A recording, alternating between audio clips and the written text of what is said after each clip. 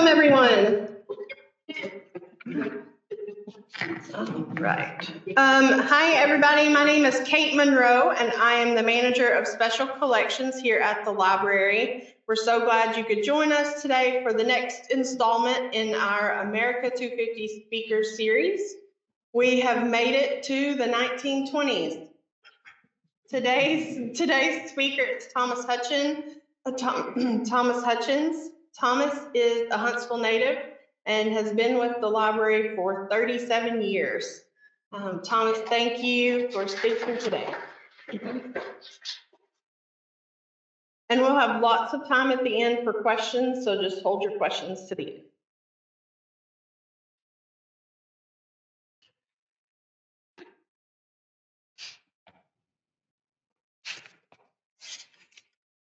Good afternoon. Today's program is a centennial celebration of the Terry-Hutchens Building from 1926 to 2026.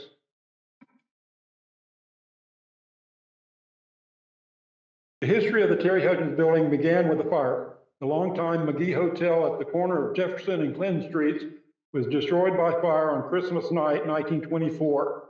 All the photographs in my program are from the library's Special Collections archives. Most destructive blaze in years burns the McGee Hotel property. Christmas Day, marred by big loss, was the headline of the December 26, 1924 issue of the Huntsville Daily Times newspaper, published by Mr. J. Emery Pierce. Immediately after the fire was under control, there was talk by the owners of the property about building a large multi-story office building, Huntsville's first skyscraper.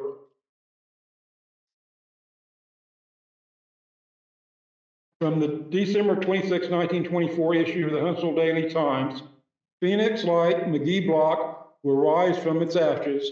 The Daily Times and the entire community joins in the general regret attending the destruction of the McGee Block by fire yesterday, but after all, it might be taken as a wonderful Christmas present in disguise due to the fact that it is possible and most probable that a fine business block, a magnificent department store building might rise from the ashes that cover the site of one of Huntsville's oldest landmarks.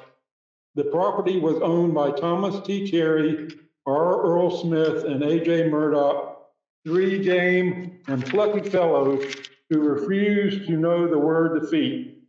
They are accepting their loss like men, and out of the debris, they will evolve a structure there that will be a monument to them and a credit to the city. From the December 28, 1924 issue of the Huntsville Daily Times, new building may be put up. Stock company proposes to buy part of McGee Hotel burned area.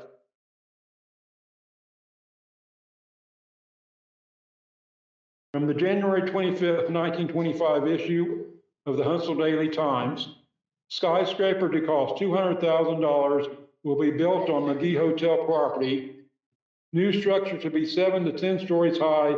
The Huntsville Realty Company organized Saturday. Local capitalists combine efforts.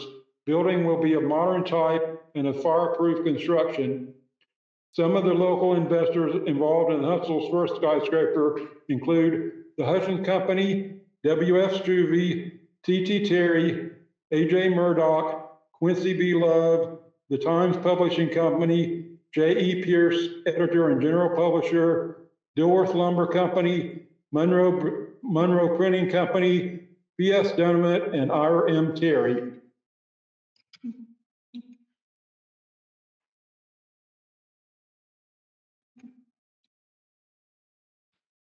From the January 30th, 1925 issue of the Huntsville Daily Times, office building to be underway in a short time. Work of clearing debris from site will start Monday. Mr. A.J. Murdoch sells interest in McGee property to the Hutchens Company for $25,000.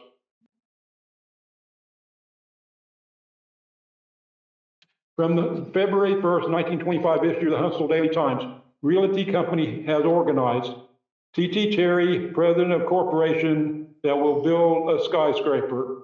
Huntsville Realty Company. T.T. Terry, President. W.F. Strube, First Vice President. M.M. Hutchens, Second Vice President. And J.F. Chambers, Treasurer. Board of Directors, M.M. Hutchens, T.T. Terry, R.E. Smith, W.F. Strube, J.F. Chambers, R.C. Allen, and A.J. Murdoch. From the very February 1st, 1925 issue of the Huntsville Daily Times, work starts tomorrow on Greater Huntsville Skyline. Together, we are all going to build this good old town into those proportions that rightfully belong to it, and as a consequential result, we shall all be happy and glad.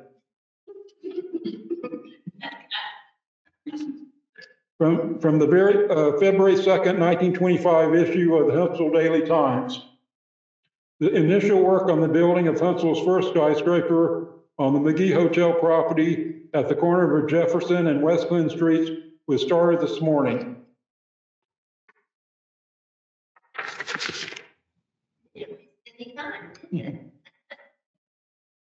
From the February 26, 1925 issue of the Huntsville Daily Times, local capital is organizing. Huntsville Land Company and the Huntsville Realty Company are now incorporated. The Huntsville Land Company's officers are M.M. Hutchens, President, R.E. Smith, Vice President, and T.T. Terry, Secretary. The object of the organization shall be to buy and sell real estate and to erect business houses. The plans of the Huntsville Realty Company are to erect an 8 or 10-story office building and business houses on the old McGee Hotel property, which they recently purchased.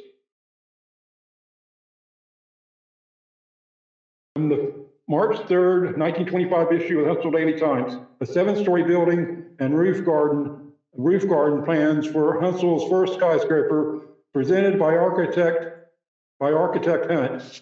B.F. Hunt, representing the R.H. Hunt Company, architects of Chattanooga, arrived in the city this morning and was in consultation with the Huntsville Realty Company in regard to the plans drawn for the proposed skyscraper to be built on the corner of the McGee Hotel block. From the April 2nd, 1925 issue of the Huntsville Daily Times, work on plans for skyscraper. 5 men are engaged and they are expected to be ready soon. M.M. Hutchens and J.F. Chambers, stockholders of the Huntsville Realty Company, have returned from Chattanooga, where they have been in consultation with the architect firm of R.H. Hunt Company relating to their plans for the skyscraper to be built on the McGee Hotel property at the corner of Jefferson and West Glen Streets.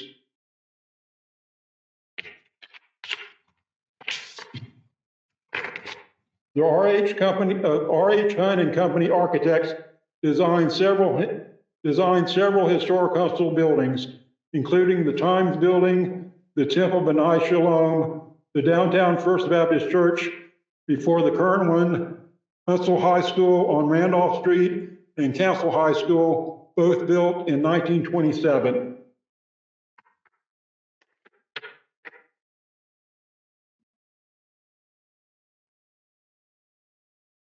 From the June 28, 1925 issue of the Huntsville Daily Times, day and night shift to work. Rapid progress is expected to be made on new office building, laying of the concrete foundation.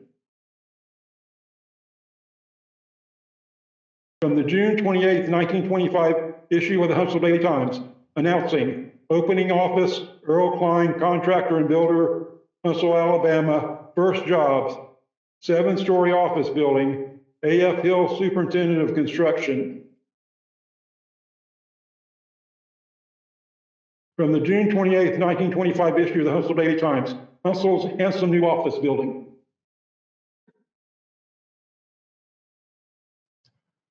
From the September 16, 1925 issue of the Huntsville Daily Times, new skyscraper is looming up. Concrete is now being laid for 7th and last story. From the January 19, 1926 issue of the Huntsville Daily Times, putting in nice storefront. Workmen are rapidly placing the handsome ornamental storefront inside on the lower floor of the big office building, and people can now get a good idea of how the skyscraper is going to appear when finished. Handsome terracotta trimmings having already been placed on the front and sides of the building at the top and for some distance below.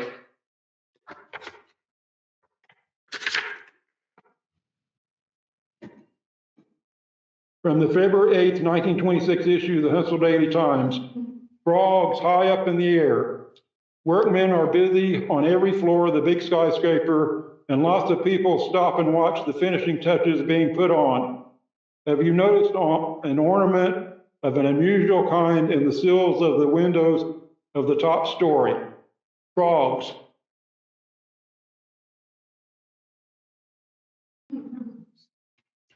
From the February 25th, 1926 issue of the Huntsville Daily Times, washing brick on skyscraper. Two workmen are sitting on a swinging platform suspended by ropes attached to the roof of the Tennessee Valley Bank building on Jefferson Street, washing off the brick wall with water and acid, lowering themselves from a dizzy height as they proceed.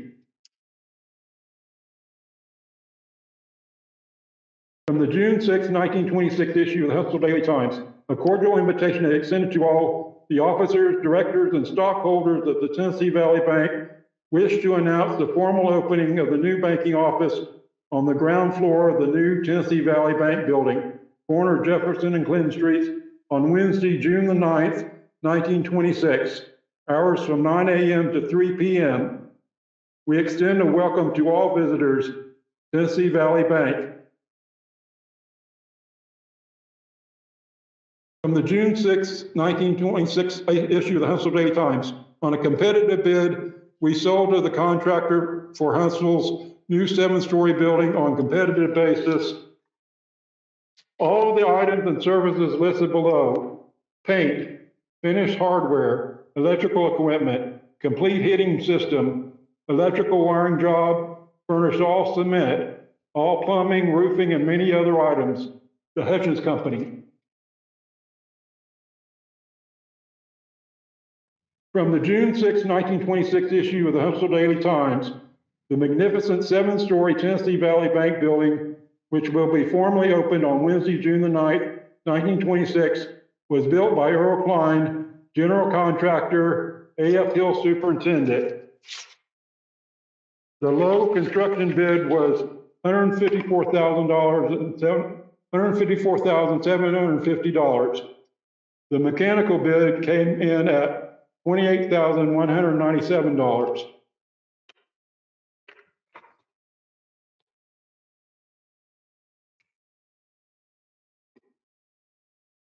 From the June 7th, 1926 issue of the Huntsville Daily Times, the Huntsville Realty Company congratulates the Tennessee Valley Bank, its depositors, stockholders, and officers.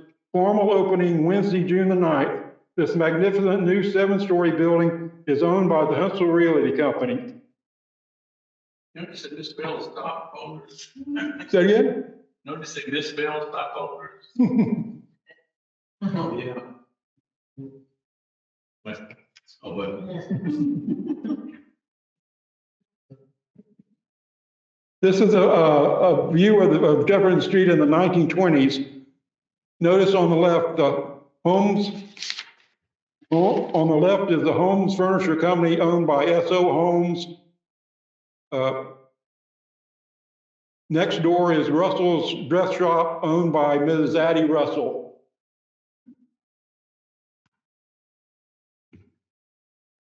The Tennessee Valley Bank in 1934 and the J.C. Penney Company.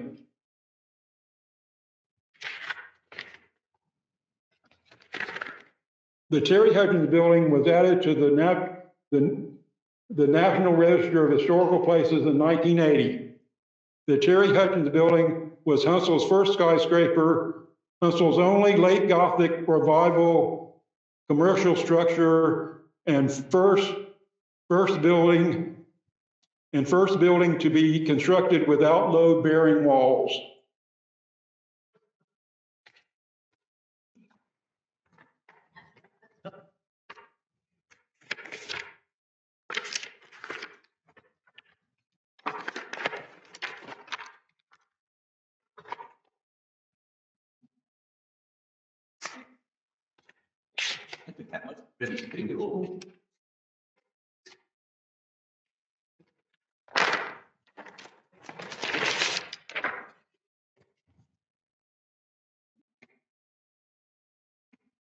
An architectural feature of the Terry-Hutchens Building. Another architectural feature of the Terry-Hutchens Building. Another architectural feature of the Terry-Hutchens Building. Another architectural feature of the Terry-Hutchens Building. Another architectural feature of the Terry-Hutchens Building. Another architectural feature of the Terry-Hutchens Building. Another architectural feature of the Terry-Hutchens Building.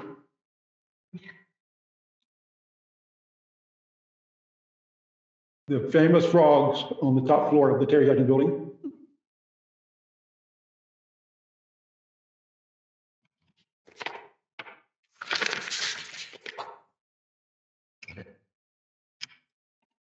Another architectural feature of the Terry-Hutchens Building.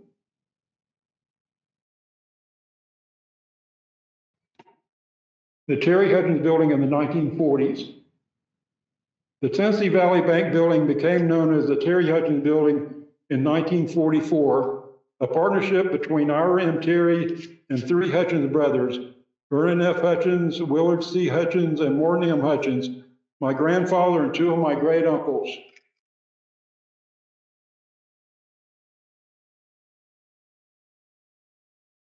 The scene on Jefferson Street on November the 6th, 1945.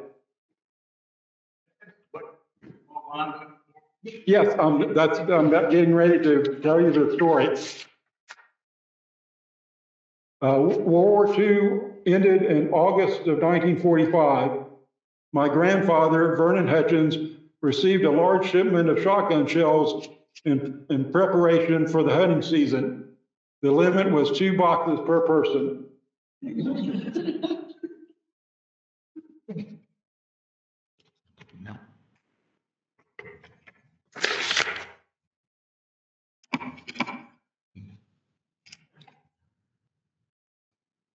Terry-Hutchens Building in the 1950s.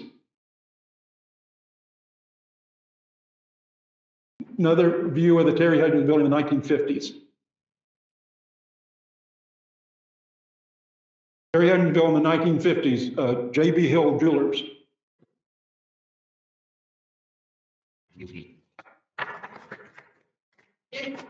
Did they take off that entrance on that side, the jewelers? They did. Was there something wrong with it? No, they just with modernizing. That's right. That's right.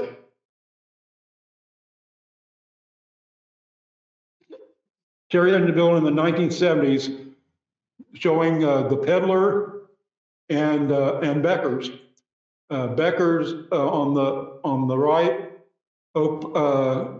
Becker's opened in 1932 and moved to this site in 1937. And the Peddler opened in November of 1972. The owner was C.E. Monroe III, Bucky, and the owner of the Becker's was Sandy Goldstein. This is where Bell Hudson's was down. No, Bell Hudson was on Washington Street. This is on Jefferson Street. Yeah, Bell Hudson was on Washington Street. Was it also though on this corner? Was it also on Clinton? No, I don't think so. Times Building. This is not where Donovan's was, see? No. Donovan's was also on Washington Street. This is another view of the Terry-Hutchens Building in the 1970s when the Coffee Clutch opened. Coffee Clutch opened in 1976. The owner being Grant Heath. And they have hair edition. Yeah, that's what we do. Mr. Randy Mr. Randy Scripture bought the Terry-Hutchens Building in 1983. In 2002, the upper floors were renovated into condominiums. This ends my talk. I will now open the floor for questions. Yes, sir. Was the offices capacity most of the time? I think so. A lot of them, there were doctor's offices and law offices. That was the predominant kind of offices and over the years.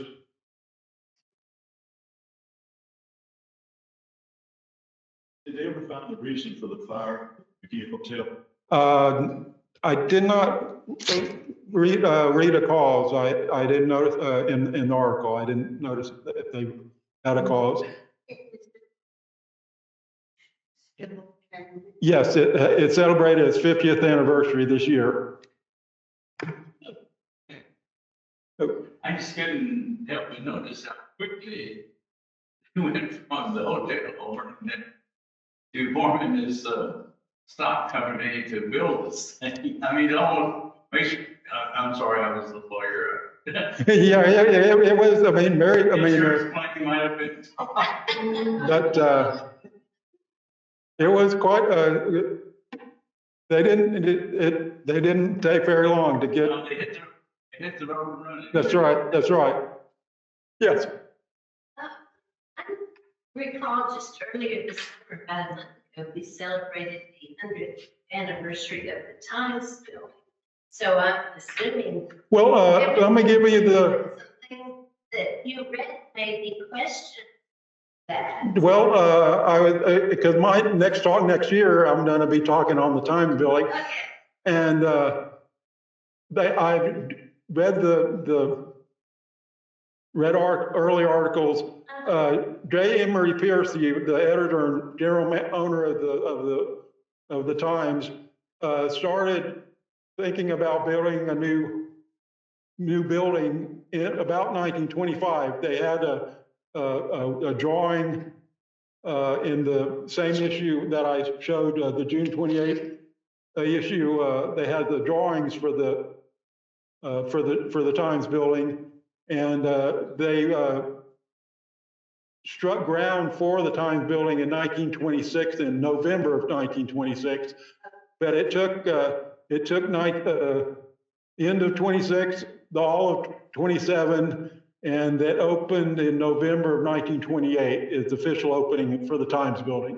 Well, thank you, because they had some. That surprised me that surprised me when they were saying that the 100, yeah, because but they struck ground in 26. So official, I mean, they can say 100th anniversary, but officially it didn't open till 1928. It took about 2 years to build the Times Building. Yes. Yeah. Primary reason for Terry-Hutchens Building today, and it's still condominiums. Still mainly condominiums and the coffee clutch. Those are two. Yeah, yes. The top 4 floors are condos. First floor is top collection, building company. Second floor is lawyers. Okay. Third floor is a commercial. Okay. Thank you. Is the roof garden still there? I think that did not come to fruition. That was the early idea. I don't think they had a roof garden when it opened. That was an idea. I will tell you, up the fire. Very good. Yes, sir. One of your early photographs, when the bank was in the building, showed a vault in there. Is there still a vault in this building? That I don't know, because the history of the banks, it initially opened as the Tennessee Valley Bank.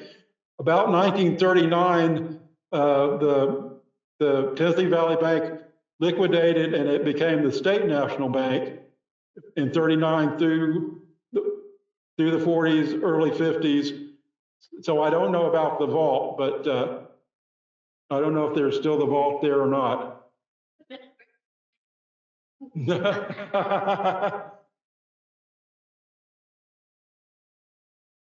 There's been a rumor running around that there was a murder in the building. There was a murder. Yes, you're right. I don't know the details. I didn't include that in my talk, but there definitely was a murder in the building. What time? Ooh. I think the 30s, but I'm not sure. What was the decision made upon from going from a 10-story to the 7-story? Small had a limit on the number of stories on the heights of buildings, but was that part of the reason, or was No, it was just there. I don't know the backstory, but at that time there wasn't a limit, but they were just deciding the right number of floors, because the Terry-Hutchens was 7 floors and the Times Building was 12 floors, and the Times Building wanted to be the tallest, so they added more stories. Sir.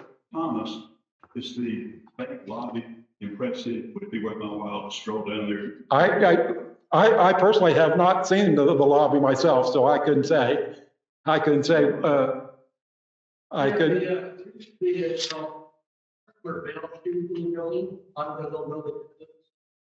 had to move from what ended up in the storage area, moved to have it refurbished, put in the lobby. And that's still in there. What is it you're talking about? Huh? What is it you're saying they put in there? I didn't understand. Bell shoe. A lot of the buildings do not have a bell shoe. But the shoe is still in the building. But the mailbox is still there, visible in the lobby. Is it nicely decorated or? Yes, I have it refurbished a couple years ago. Yes. Yes. I own a condo building. Oh, you own a condo, okay. I'm trying to think, because several years ago, when they were trying to sell these condos, right, they were done, they had a big party over it, and it looked like it. Something. Yeah, because I attended that party, Yeah. and at that time when they was renovating the condos, they took all the frogs off the top of the building and refurbished the frogs, and I was able to see the frogs up close, and they were about this high, and they were sort of dressed as people. I mean, they sort of had. If anybody read the Wind in the Willows about the humanized animals, it looked like the great big toad or frog as a formal outfit. So. Who did the masonry work? You were showing all those details. I did not see in the articles actually who was the brick mason. I didn't see a name. That's the reason that it got finished so fast. They ornamental stuff. They did a lot.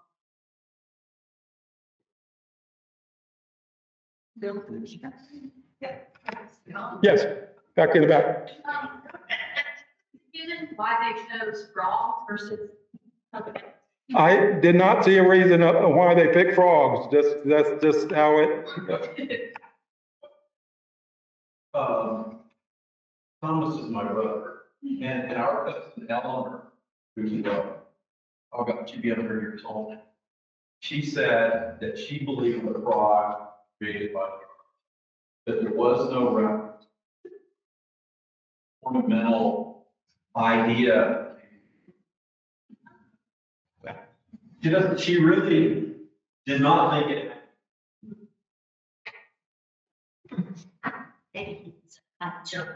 Yeah. Thomas, Yes.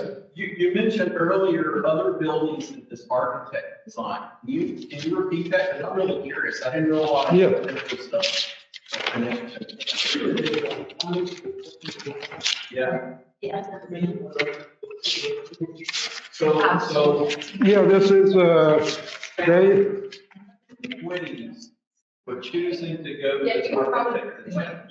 It's very interesting. How they ended up with this guy. Because, so here's the list, the Times Building, the Jewish Temple B'nai Shalom, the Baptist Church before the current one was downtown, the Baptist Church, and Huntsville High School on Randolph Street that referred to as the Annie Mertz Center, that was built in 1927. Also, the Council High School was also built in 1927, which is right here, right on in this area. You know, another thing about this, right, so there was a law. I recently read an account of the and how much the struggle was in the 30s. They completed in 1929, Russ Person. And here the Terry-Hutchens completed, what was it again, Tom? 26. Right. And the Times Building in 28, and the Russell Erskine in 29, and then the Depression hit, and it killed it. These guys were just very successful, more in 20s, was fantastic, optimistic, great. And all these structures went up in Huntsville in a decade. And then. Yeah, they were doing a lot of investing all over town. You know, we're talking about how fast they got that company built. But the Huntsville Land Company was investing everywhere. I mean, and a lot of these guys, things that you know, they were investing in developing Montecito, you know. So they were really moving in the 20s. So everybody's sort of just, what can we do as fast as we can? All right, any more questions?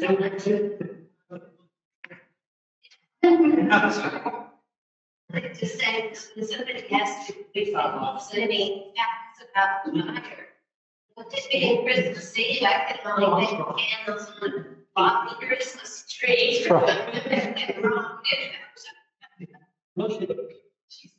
This was the Spanish. No, yeah, one else. You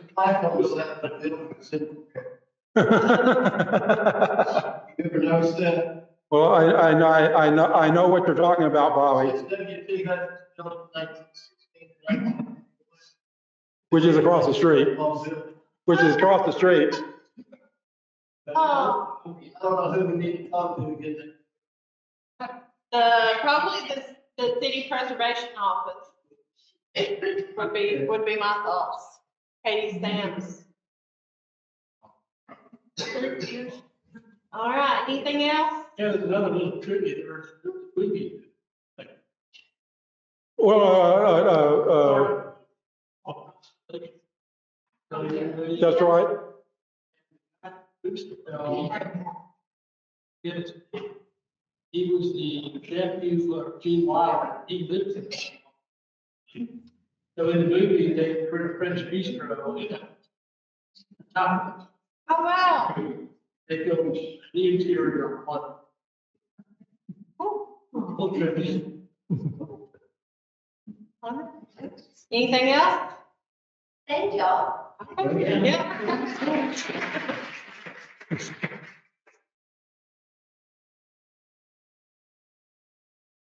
Thank you, Thomas, for speaking today, and thank you everyone who could come out. Our next session will be September 4th at noon, and Special Collections librarian David Lilly will be speaking about Huntsville in World War II.